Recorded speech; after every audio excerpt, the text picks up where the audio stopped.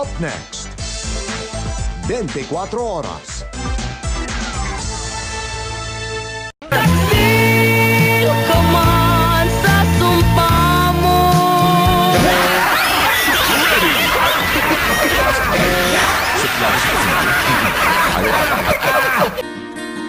GMA News and Public Affairs. Walang kinikilingan, walang pinoprotektahan, walang kasinungalingan, serbisyong totoo lang.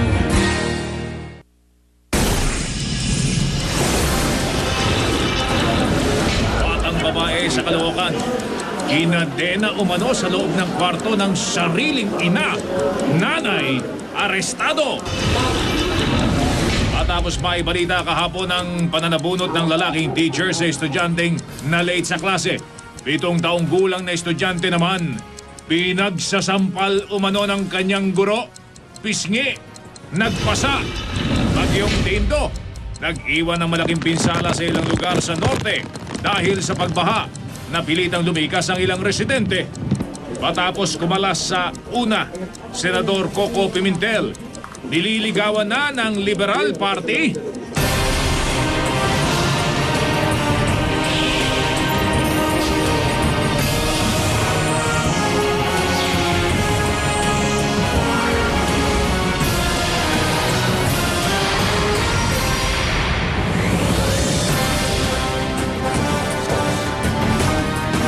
Magandang gabi po. Kagabi lang ay ibinalita namin sa inyo ang tungkol sa pananabunot ng isang guro sa dalagitan niyang estudyante sa Occidental Mindoro.